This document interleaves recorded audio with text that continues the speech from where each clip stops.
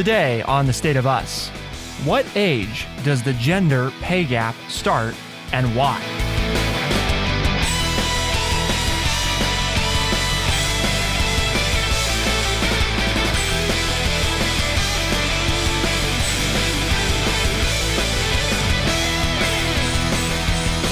Welcome to The State of Us. I'm your host, Justin T. Weller, joined today by the one and only friendly redneck liberal and the senior resident historian at True Chat, my co-host, Mr. Lance Jackson.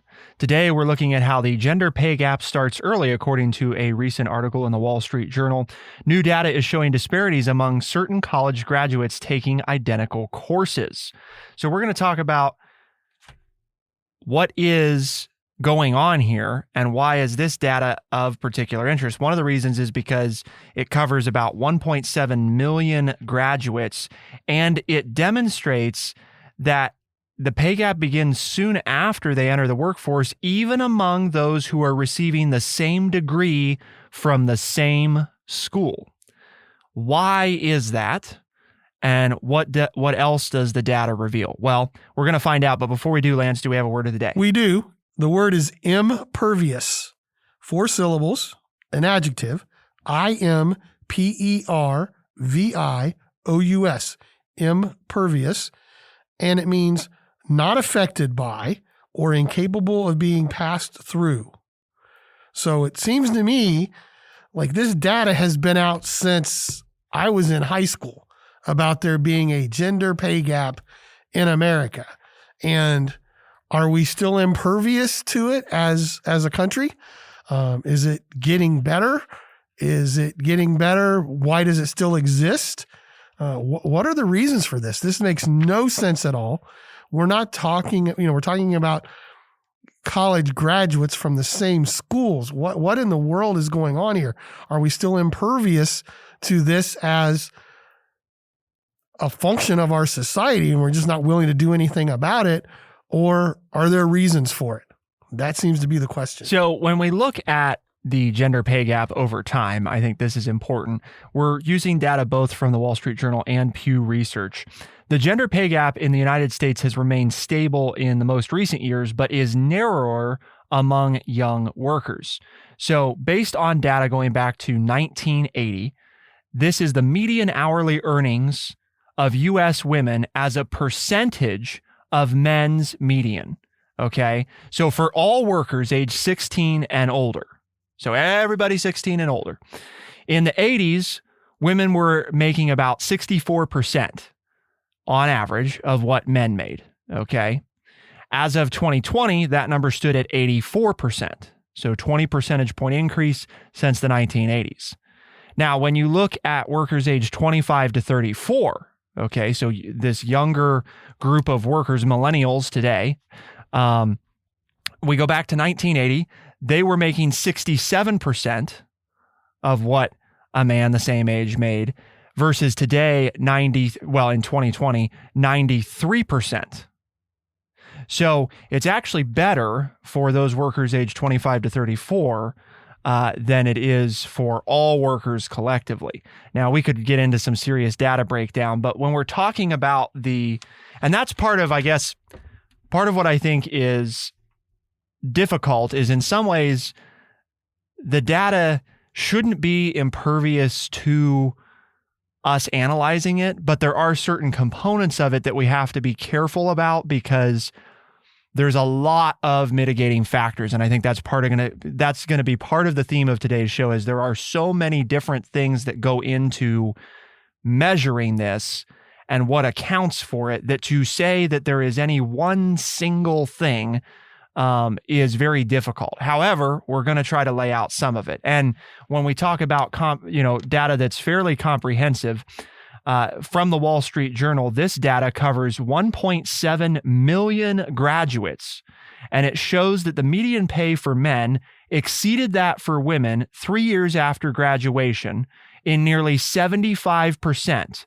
of roughly 11,300 undergraduate and graduate degree programs across some 2,000 universities. In almost half of the programs, male graduates' median earnings topped women's by 10% or more, according to the Wall Street Journal analysis from data of 2015 and 2016 graduates. So the point in sharing that, Lance, is that this isn't just a few graduates across just a couple of universities, right? It's 1.7 million graduates across 11,300 undergraduate and graduate programs across 2,000 universities. Well, and what I found interesting in the article, and please make sure you read it yourself, it's linked to the show on the State of Us on the website. So read it yourself. Just don't take our word for it. But it compared students coming from the same schools with the same degrees. So, like they compared dentistry schools and law schools and economic schools. So I come out of the same college as a fellow classmate, and my gender makes a difference in how much money I'm going to make. That just blows my mind that within 3 years, men are making more money than women who graduate from the same college with the same degree. That needs to be fixed because, and I know I'm older, but I always understood the fact that, right or wrong, which I think it was wrong, but women might not get put on a certain track because, the mommy factor, or, they may have a baby. So therefore 2 people age 24, 25 are up for a promotion, and they choose the male because the woman may start having children, which means then she would be out on maternity leave. And therefore, I understood how that could cause problems in the last century, in 70s, 80s, and 90s. I thought we were past that. I thought the bottom line was, there was equality here. And I don't understand how, and what this points out is, why is there that inequity in the first 3 years? Very few people are moving on anything anymore, right? I mean, especially college graduates at that age, college graduates tend to be so career oriented. They're not looking to start families. None of those old arguments that people used to make to defend the gap, the pay equity gap, makes sense to me now, particularly that early when you're graduating from the same school that your classmates are with the same degree. I'm impervious to any kind of explanation to that. I just don't get it. I think that part of the challenge is, right, you can boil some of this down to a simple matter of, treating women differently than men, right? Unfairly assigning them certain roles or responsibilities, which permeates many levels, not just men's perceptions, right? Because that is a part of what the article talks about, but also women's own perception about what they should strive for, what type of job they should get, and how aggressive they should be in negotiating their pay. Well, and what they are looking for in a job. I mean, and that's stereotyping, but we all look, are we looking to make the most money? Are we looking to be well positioned? Are we looking for something that makes us feel good? Like, Justin graduates from law school. I graduate from law school. And the idea being that Justin wants to go in and he wants to be a prosecutor and he wants to go up, or he wants to work in, business law or whatever. And I want to be a public defender. We both have a law degree from the same school, but we all know that public defenders are paid for by tax dollars, so they don't make as much money. So I chose a career that would make me happier within the law field, where I'm not going to make the same amount of money as Justin. So because he chose to go on the career track and go into business law or whatever and work at a firm and become a junior partner, and I'm going to toil away in the streets helping everybody who is being, beaten up by the man unfairly. So there are those things that are part of this as well, and I understand that, but it doesn't explain to me the disparity of 10, 15, 18% within the first 3 years of employment. Well, right. And that's part of what the data, I think, reveals as well, is this issue of it gets harder to make it up as time goes on. Because if you think about it, right, obviously a lot of careers and progress is cumulative. And what we mean by that is, you're advancing in your career, you're gaining experience, you're getting promotions, you're gaining pay. If you start out with the gap, as time goes on, the gap gets wider because you're not advancing or gaining as much pay as quickly. So when you do get bumps, they're not as large because you didn't start out at a higher number. So the gap, again, proportionally widens. And part of what I found very interesting, Lance, is in this Pew Research data that we're looking at. They have a nice supplemental one that lets you see what is the gender wage gap in your metropolitan area. Okay. And one thing that this data reveals is that the place that the age range that the gender pay gap most of the time, okay, is the worst, is 50 and up. That's where the gender pay gap in most metro areas across the United States is the worst, is ages 50 and up. So one of the things that impacts this data is it's not to say that workers age 16 to 29 or 30 to 49 or 25 to 35 or whatever. It's not to say that they don't have those problems, because the data does reveal they do on average.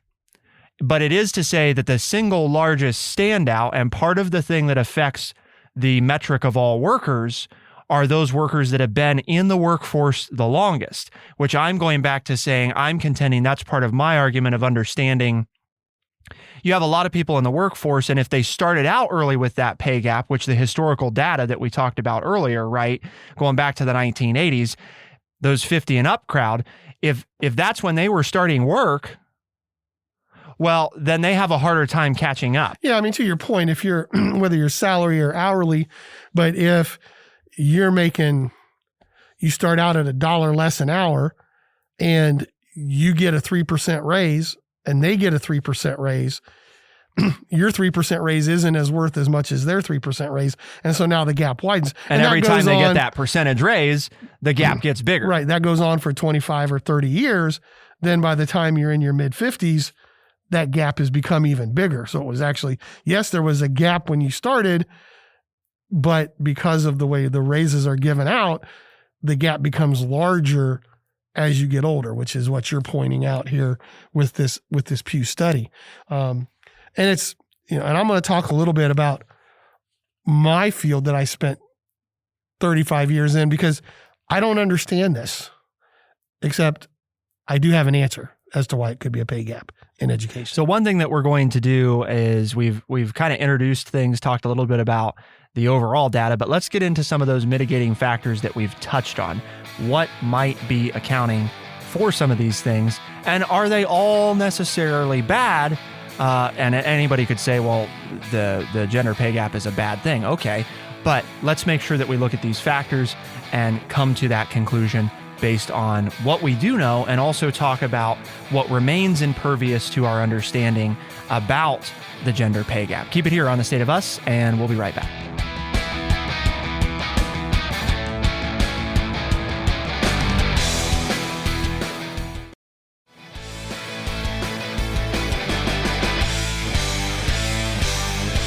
We touched on the motherhood penalty before, right? Which is that perception that mothers are less committed to their jobs, and many economists say this affects hiring, promotions, and salaries. But determining why those gaps appear earlier, in other words, why, if we know the average age of women having children isn't until, say 30s, some now even in the 40s, right? Why, for somebody fresh out of college, 22, 23, 24 years old, going into the workforce, why is this persisting early on?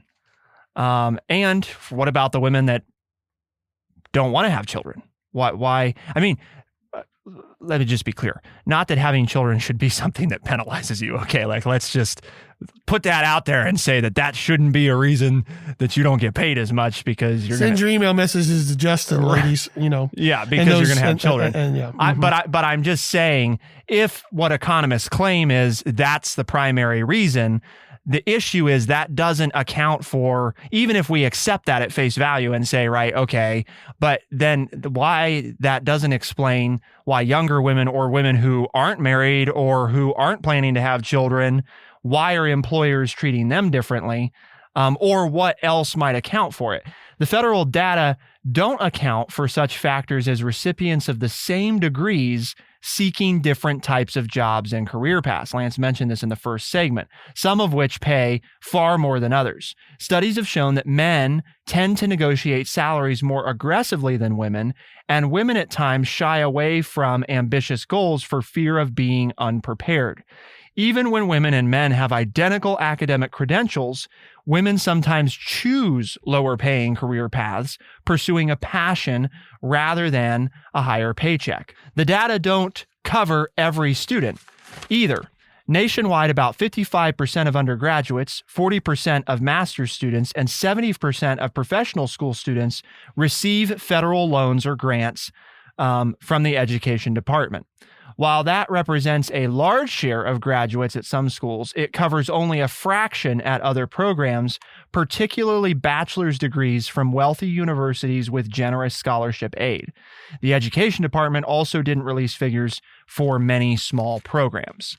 So it's not to say this data is inaccurate, but it is to say let's make sure that we understand the data and that it could be higher or lower than this because there are many schools where there's not as much federal aid or there's not as many students receiving federal aid that are not covered in these numbers. Exactly. And, to the point, just to give my field of education, we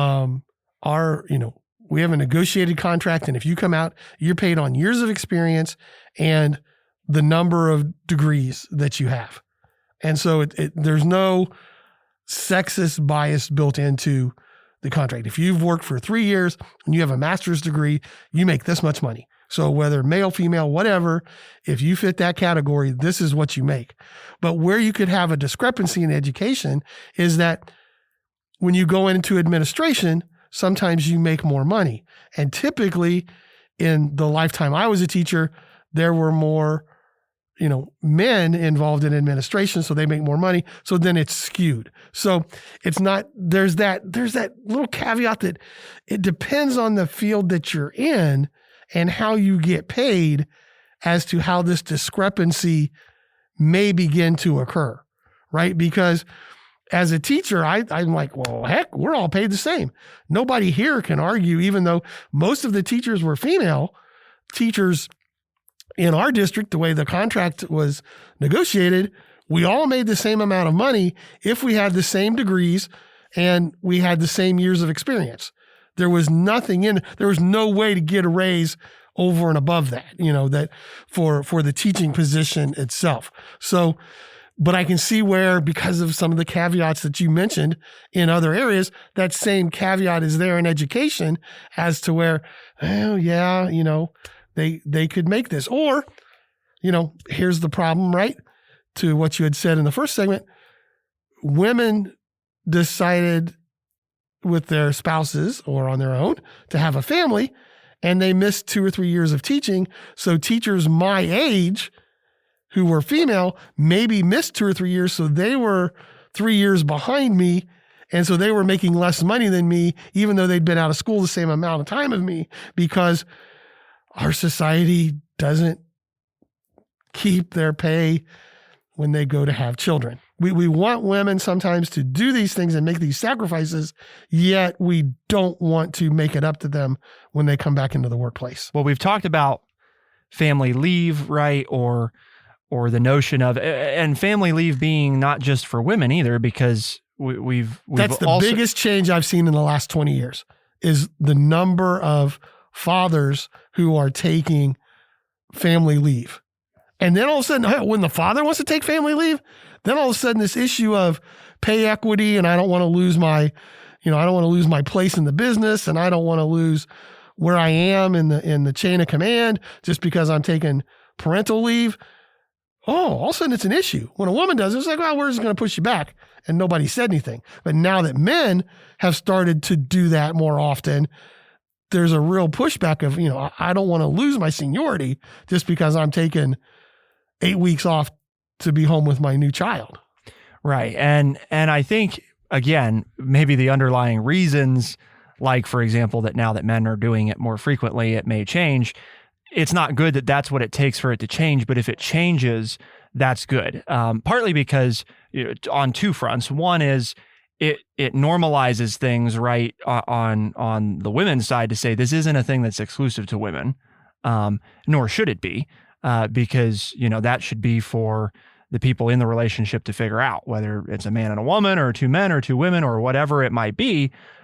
They ought to have that ability, or if it's a single parent, right? I mean, they ought to have that ability to access that care and have that time with their children, because I think something we've maintained on this show is the importance of being able to do that.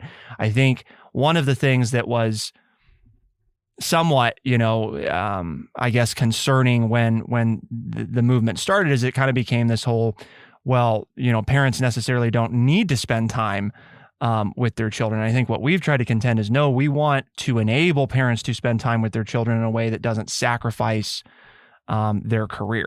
And maybe that's a difficult goal to achieve, but I think if it's one that can be achieved, we should attempt to achieve it, because I don't think that we want to communicate that the message is that having children must mean that, you can't advance in your career. What it might mean is that, you're going to have to pause your career, but not sacrifice it in the name of getting to spend some time with them.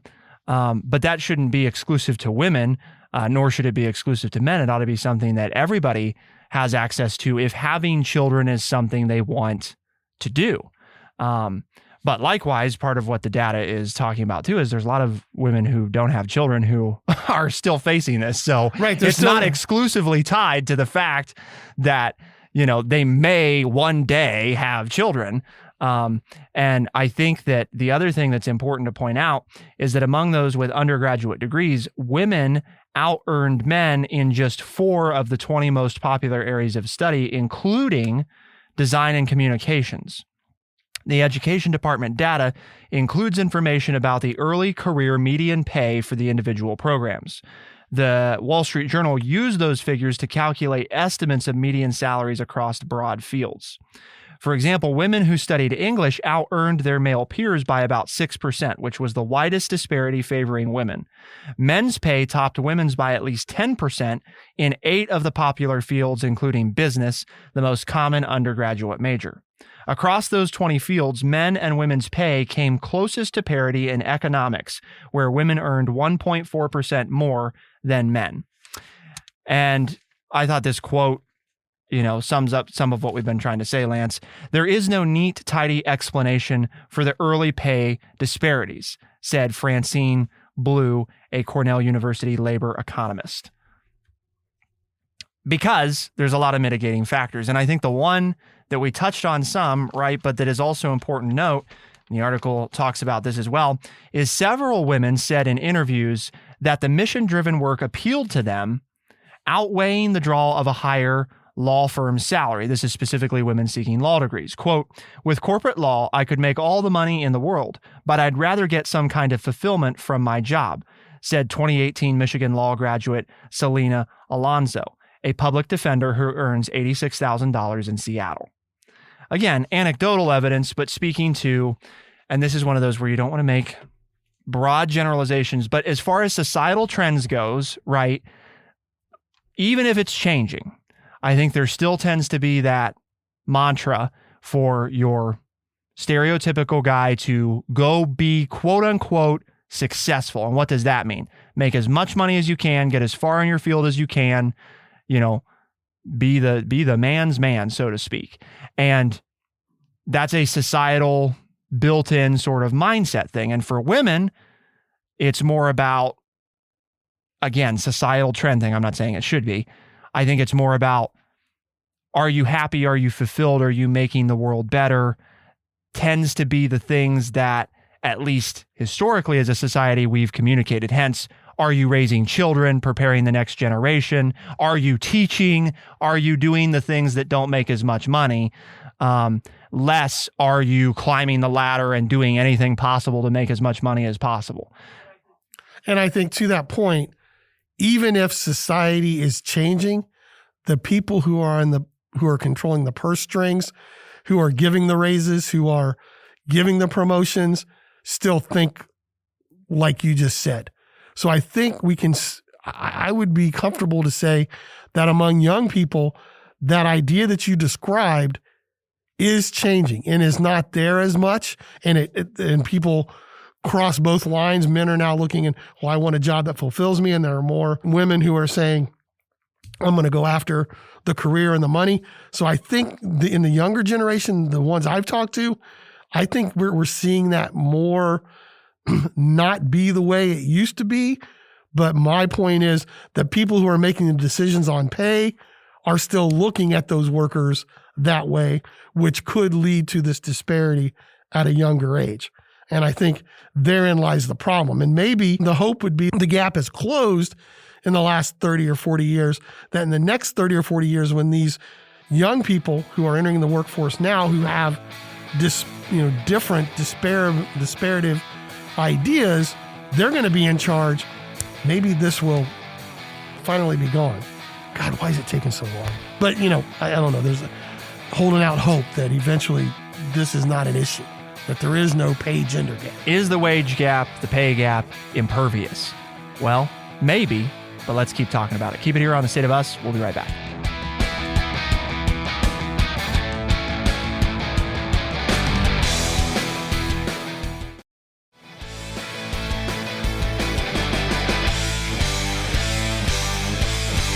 Data going back to 1980 would suggest that the gender pay gap is not impervious. It can be overcome. It can be conquered. It is improving. And in fact, as early as early 2020, women's wages nationally were increasing faster than men's. I think it's difficult to say, will parity ever be achieved equally across fields? I don't know. That would be challenging, because we know that just from an interest standpoint, and this is where you get into the weeds of the data, right? Is the reason the interest is low because women aren't actually interested in doing those jobs, or because men aren't actually interested in doing those jobs? Or is it because society has told them they shouldn't be interested in doing those jobs?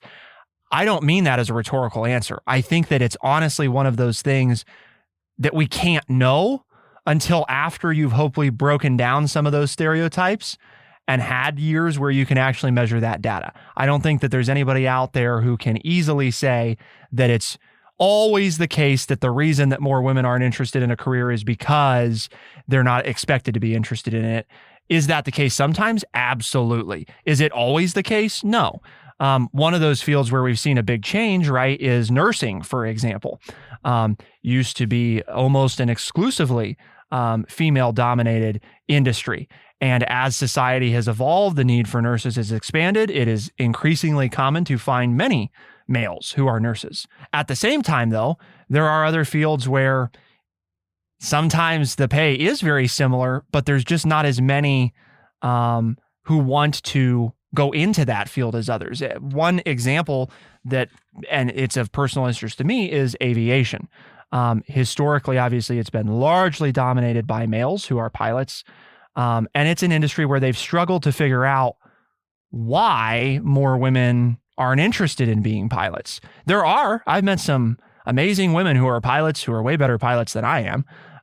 But the point is, it's not that there aren't women who do it, but percentage-wise, even though the gender pay gap, much like in teaching, contractor-based with different employers, even though the gender pay gap isn't as severe, there's there's not as many women that seem to want to do that. And is that we just have to wait so long, Lance, before people become comfortable and then it subsidizes? Those are some of the things I'm mentioning them because when we talk about why it can be difficult to pinpoint exactly what to do to solve this, there are many things that can be done. Is there a silver bullet?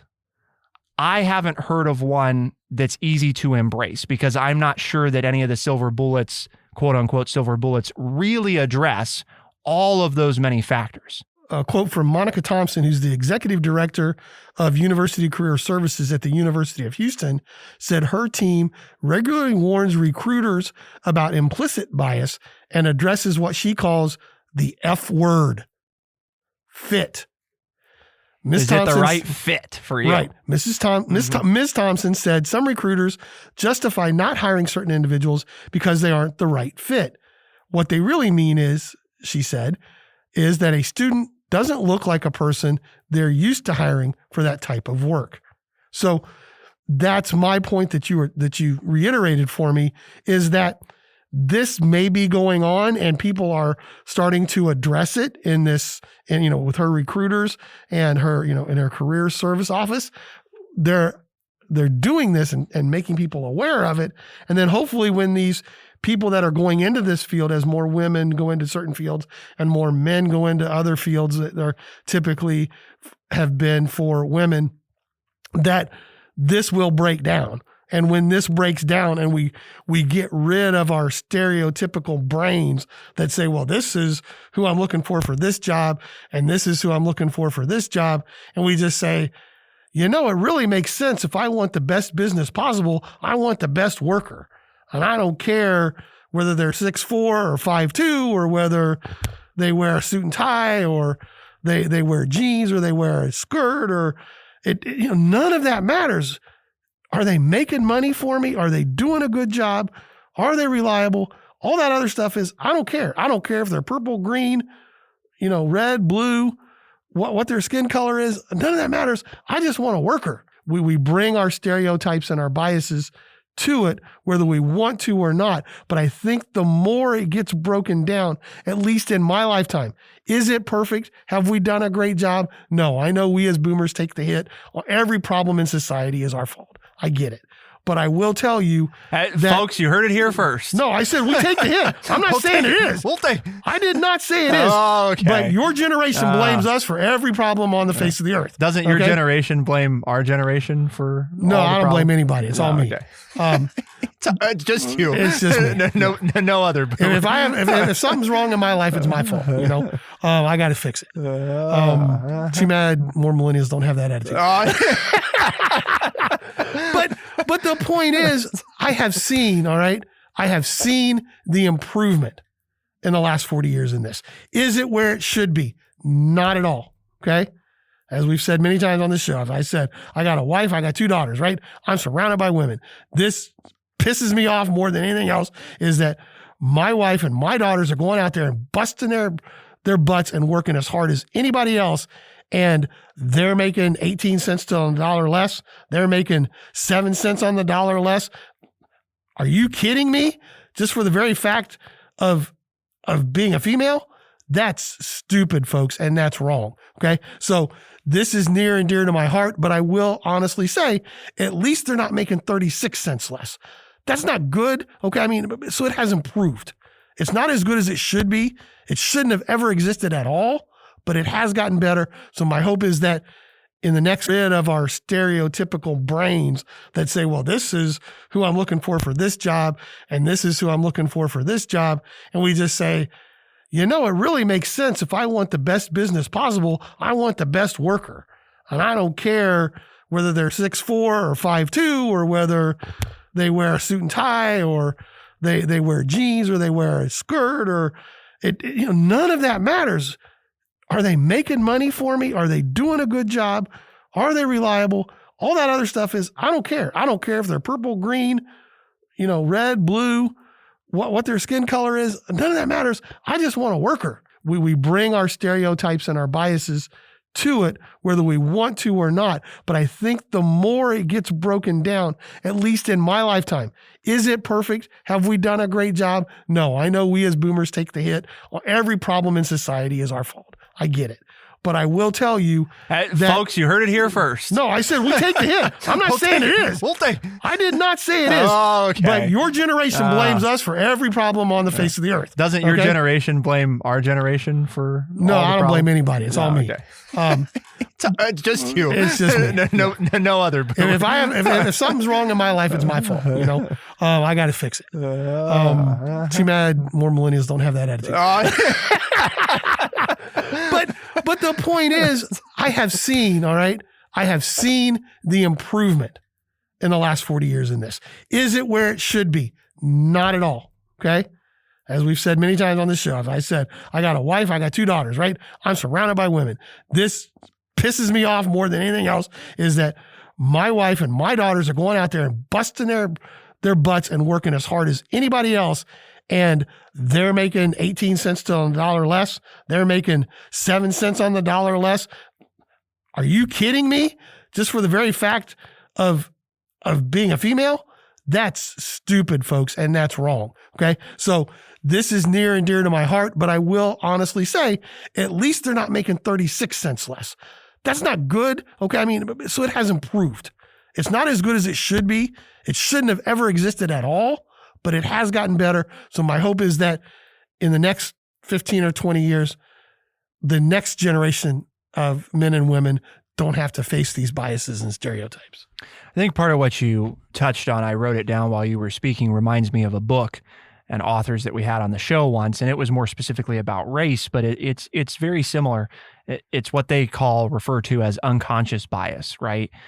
Because you might be sitting there thinking, well, I don't think these things, I don't do those things. And one of the hardest things, I think, is that taking those moments to self-reflect when we have inadvertently made those judgments. And not that they're huge moments of, recompense. It's not like some of these recruiters, right, are thinking, oh, well, I would never hire a woman. I mean, there are recruiters out there who are doing that, right? I'm not saying that there aren't recruiters out there who have malintent or like, a woman shouldn't do this job. But there are recruiters who, if I've hired 100 people for this role, right?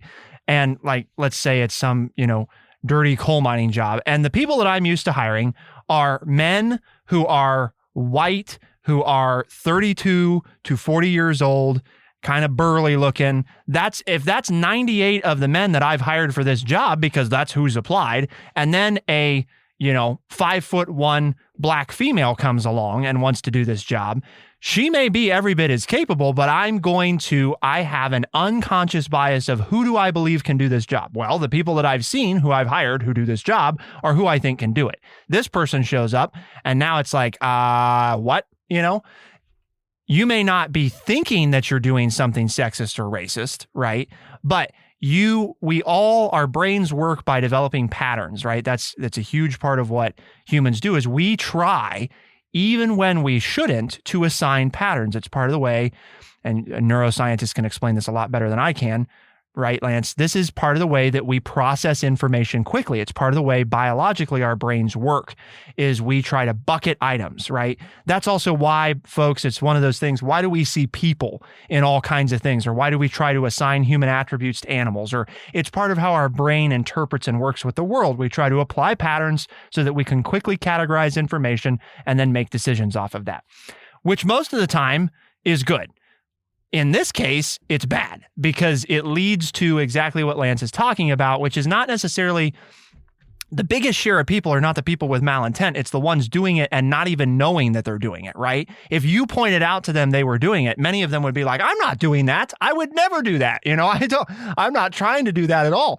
But then you show them and it's like, oh my gosh, I am doing that. And I don't mean to do that. And just a quick example of we all do that. I'm not above admitting that my father was in the hospital last year, and when I got there, I remember it was just a small thing, but the nurse came into the room, and I'm 6'2", right? And I weigh about 210 pounds. Okay. So I'm not a small human. But this nurse comes in, he's got to be 6'4", 6'5", and probably weighs, 280 pounds and not, and he's in shape, right? I mean, like this is a big guy, he scared me, so, and the immediate thing I thought is, wonder where the nurse is, cause this guy's not the nurse, and he was the nurse. He was an RN, and he was about as, stereotypically macho as somebody could find,